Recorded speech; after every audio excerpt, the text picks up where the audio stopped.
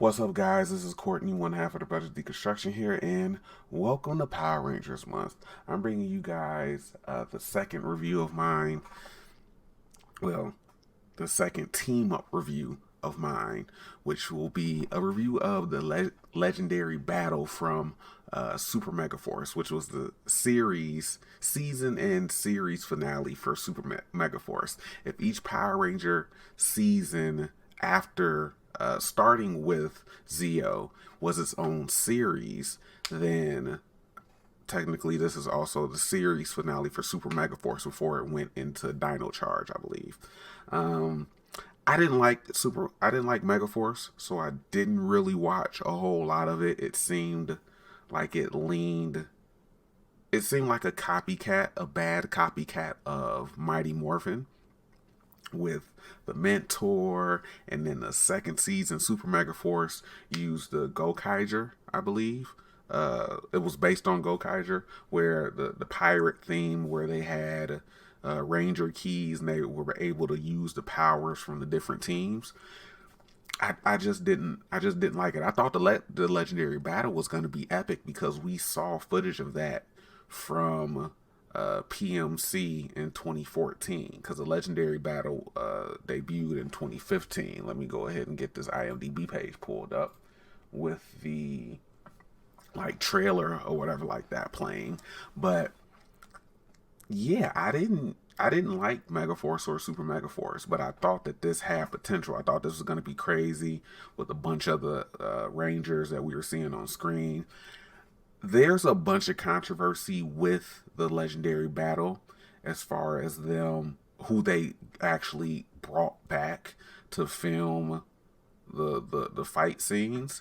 There were rumors and we heard from some of the actors that some weren't even asked to come back. Others, they were like lowballed on offers regarding, hey, you're gonna bring us out here to film this, things like that. I'm not gonna get into that stuff, and that actually doesn't have any merit to how I feel about the episode in and of itself. But this episode is bad. It has a 6.6 on IMDb, and quite frankly, out of like I don't know if you guys can see it, the 418 right here. Let me see if I can, I don't want to really go into minimizing. But the 418 people that were, voted, way too many people rated this a 10 out of 10. And I'm just trying to figure out, I don't know what that is. I'm just trying to figure out why 139 people rated this a 10 out of 10. The actual reviews, one actual review for it, one actual review actually gave it 0 stars. I didn't read it, but out of the user reviews, there's only two. One gave it 0 or 1 out of 10, and the other gave it a 10 out of 10, which is crazy to me. This is nowhere near being worthy of a 10 out of 10, and it's because of the execution for this episode. This legendary battle should have been, this legendary battle should have been like a full hour episode or like a full hour special. Now there is a special that combines the Wrath, which is the episode, the penultimate finale, the penultimate episode of the season, with this episode as well. And apparently there's some like altered dialogue and some rearranged footage or some previously unseen footage that wasn't aired, I should say, that they have in that special that combines those two episodes. But this episode should have been an hour-long special. If we're really being honest, which is what I was kind of tripping over just a moment ago, the legendary battle should have been a 2-part episode. Just plain and simple, period, point blank. This should have been a 2-part episode. Now, before I actually go into like disparaging this very, very badly, the things that I do like, I like the villain who Well, I don't have it up, but I like this villain. I don't know this guy's name, but he controls this giant fleet. I like the fight between uh, Troy, the red Megaforce Ranger, and Orion, the silver Ranger. They get into his ship and they fight him, and he's like, I don't even need to stand up to fight you guys. And he sits down in his chair, and he's like blocking their attacks and doing all that stuff sitting down. That's hard. Like, that is like top notch uh villain. I don't care if they're cocky or what. That's like top notch villain activity right there. You guys don't even have a fraction of my power, and I don't even have to stand up to fight you guys, and I just block attacks and, just like attack you while I'm sitting down in my chair. That's great. I also like the fact that in that they kind of knew that they really didn't have a match. They weren't a match for him. So instead of like firing, doing their little blaster special attack at him, he says, go ahead, I'll just redirect it back at you. They shoot the console, which destroys like the rest of the ship. But at another point, it was such a big fleet. I think we saw it when the trailer was playing at the very beginning. But there's an entirely like giant like extra fleet that you see at some point that they cut in the trailer like that. Um, yeah, that right there. That they basically took control of the ship or took control of the console, and Troy did while Orion played keep away or distraction. Um, Troy used the main ship to destroy the whole fleet. That's a brilliant idea, because how else are you going to deal with a giant fleet of warships descending upon the planet? You just destroy all of them with the main ship. Um, but that's legit. There might have been like a couple of other things, small things that I liked, but beyond that, this episode is awful. It legitimately starts out with like the different like legacy and legendary rangers that they actually brought back, saving people in regular situations. So in the previous episode, the planet is attacked. It's a bunch of damage and things like that. People trapped in rubble, things like that.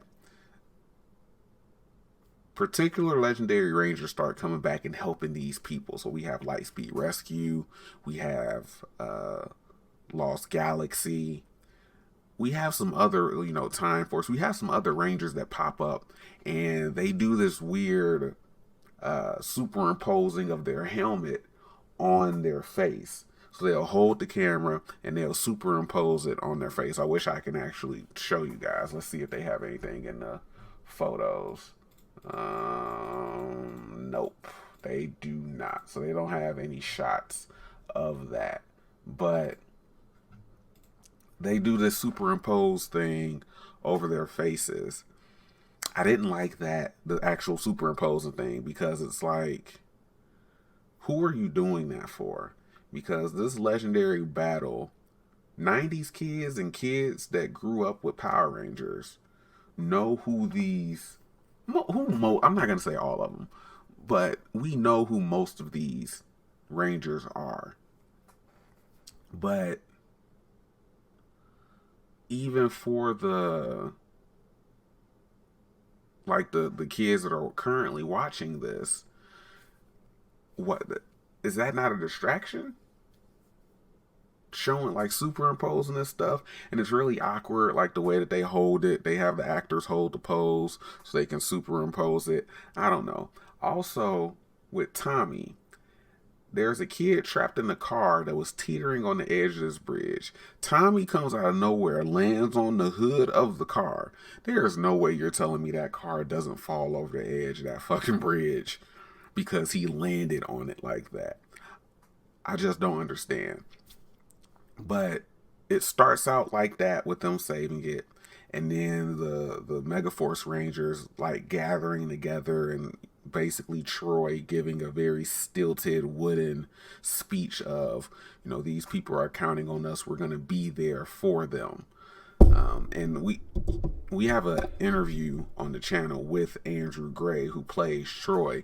And what I remember when we did that was that, one of the questions asked was about his performance and what he was allowed to do. And he says that he wasn't allowed to do much. So that's why his performance came off the way that it did.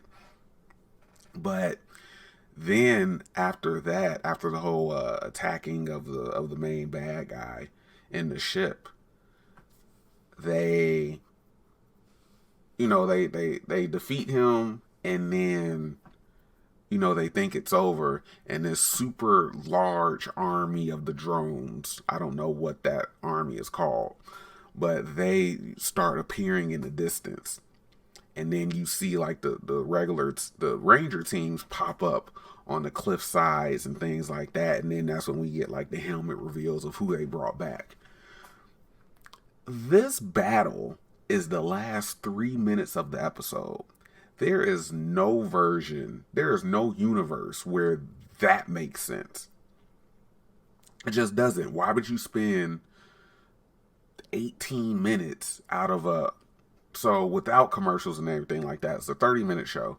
But, if you're watching it without, or with commercials, it's a 30-minute show. If you're watching it with, on streaming or something like that, these episodes are like 23 minutes with the credits, with the intros. What version of it does it make sense for 18 of those 23 minutes to be set up, and then the last 2-3 minutes is the actual battle? What part of that makes sense? Hint, no part of it makes sense. So I think it should have been an hour episode special, or 2 episodes where you have an elongated battle.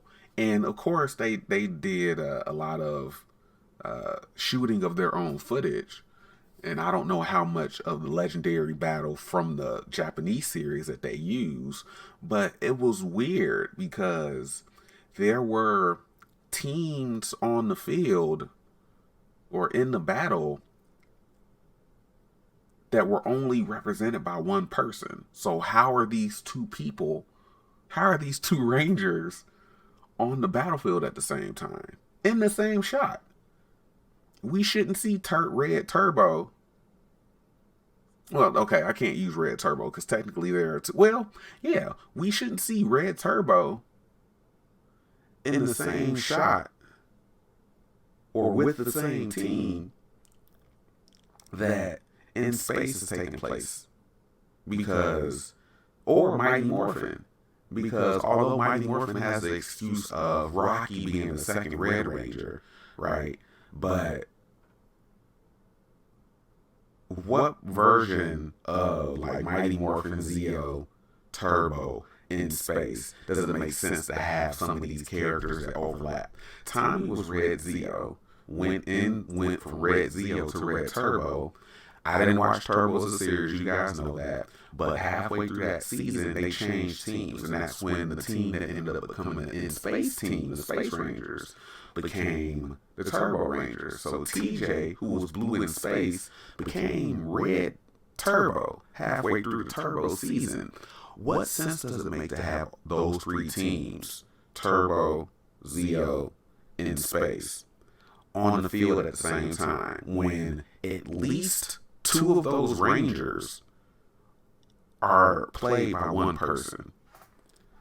You had other Rangers. The real big thing with this was that they used the Die Rangers, which was the season after, the Japanese season after the Mighty Morphin season. We've never seen those Rangers ever in America. So just a lot of stuff with this didn't make sense. This isn't a good episode. The acting is This was probably, and I've watched this before, there might even be a review. I know Bruce did a review, I think. I don't think I did a review, but it doesn't matter. This was one of the most difficult episodes to get through that I can think of. Watching more recent Power Ranger episodes is always kind of difficult, surprisingly, because like the acting and just the way that it's shot and the way that it's made. But this had to have been the most difficult episode to get through, guys. I just can't explain it. But this episode, if I gave what other one did I did the 25th anniversary, Dimensions in Danger. If I said that was like a 4 or 5 out of 10, the legendary battle was legit like a 1 out of 10. If that. I don't even know if I want to give it any stars. I'm fine with giving it like 0 stars. Not even including the controversy behind it, but just the way that they saved the main battle, the main thing that we were looking forward to like the last 3 minutes, and all that setup for a very lackluster payoff. It's just not worth it. So yeah, that's my review of the legendary battle, guys. I hope you guys enjoyed. Check out the other videos for Power Rangers month, and I'll talk to you guys later.